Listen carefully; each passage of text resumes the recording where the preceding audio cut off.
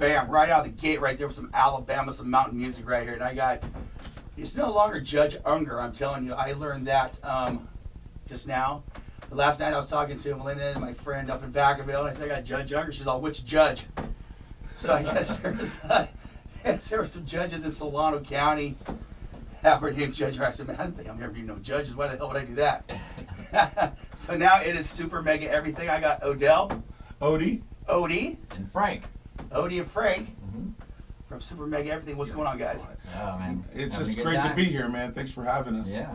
It's all good, man. It's all good. So, I mean, we've been talking on Facebook for a while. You know, I was supposed to interview Odie a few months ago and just fell through and it didn't. Well, you know, at that time, actually, I had done I came on OzCat Radio on DJ Messiah's show. That's right. That's right. You had the 12 string bass. That's me. It's what Mr. 12 string bass here in Solano County. How many people play the 12 string bass?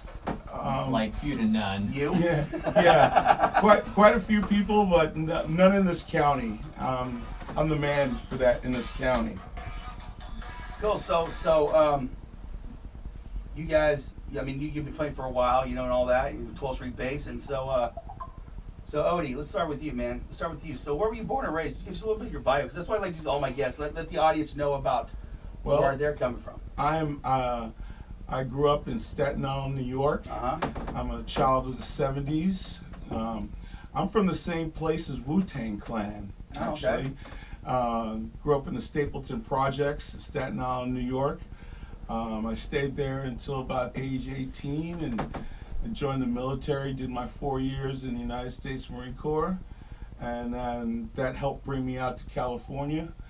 And I've been working and living in Solano County since 1984.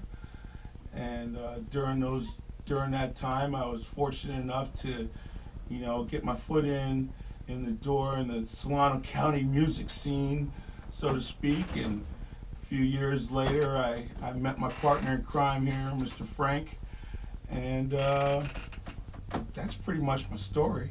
And I'm sticking to it. So what were your influences in music, and what made you pick up the bass? How did you get into that? Well, you know, growing up in New York, you know, I was always in marching bands and stuff like that when I was in school, and you know, I had my little group of friends, and the real story is that, you know, coming up, everybody wants to play guitar. You know, that's like, you know, when you're a kid and you're playing baseball, everybody wants to be shortstop. You know, when it comes to music making, everybody wants to play guitar. And one day, a bunch of my friends, we all got together at my pad, and we were gonna have this big old jam session. And this guy named Eric, back in the day, and Eric was he was the hot kid. He could really play guitar, and he had a Fender Strat, and he was really good. And my partners were all like, well, you know, hey, this guy Eric's coming over today. Somebody's got to play bass. You know, and I was like, oh man, all right, I'll play bass. I'll be the guy. I'll play bass because hot guy Eric is coming over, and so Eric came over, and I played bass, and there was like only a few guitars to go around, you know, and that particular freaking day, I noticed that, hey, you know what? If you play bass, you don't have to stop playing. You know, because nobody wanted to play bass. So I played bass all day that day, and I really had fun doing it. And I was like, you know what? I think I'm just gonna stay with bass, because when you play bass, you don't have to put down the guitar because when the hot guy shows up or anything like that. You gotta step aside or whatever. That's right. If you play bass, you don't have to share too much. You get to when you play bass, you get to play all day. Cool, and that was a lesson that I learned real young, and that helped me get into bass playing.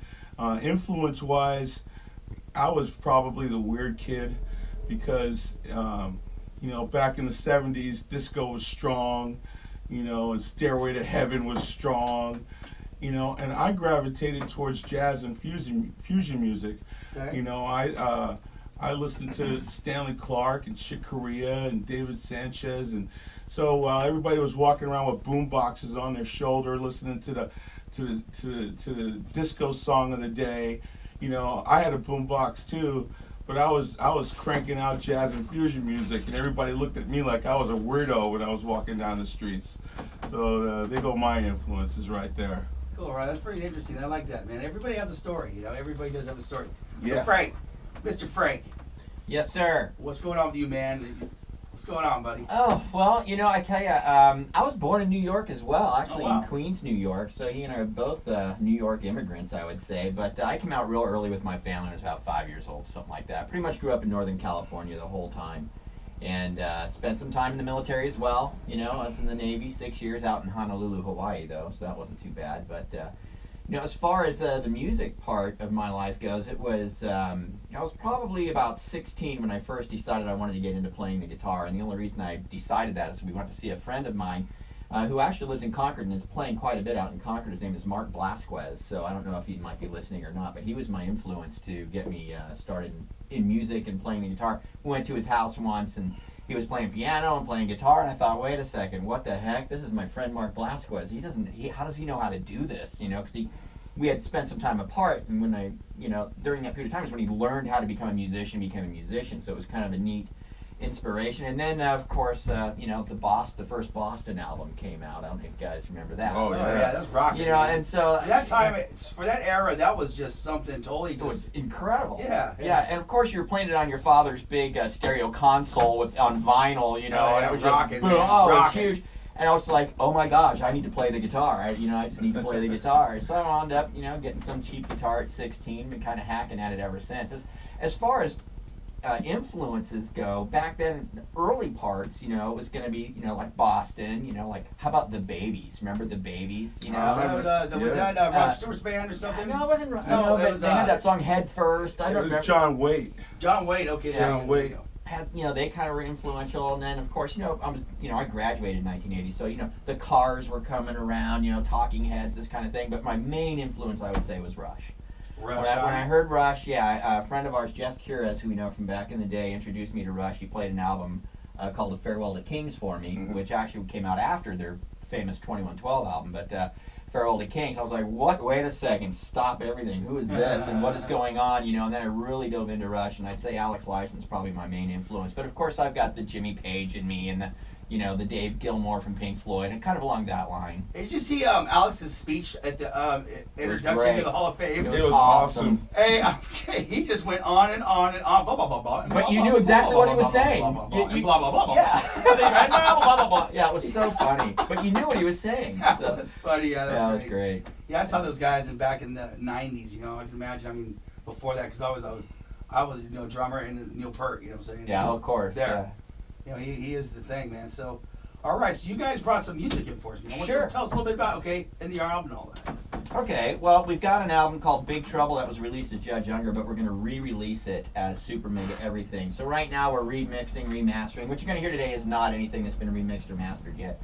But we've got that coming, and we're writing some new songs for a new album right now and recording right now. So we're pretty heavy in the studio and doing some gigs this year, and hopefully we can release it relatively soon. And actually, if you want to hear the remixed versions of some of this music that you're going to hear today, if you want to hear some of our remix, the Super Mega Everything remix, head on over to supermegaeverything.com. Yep.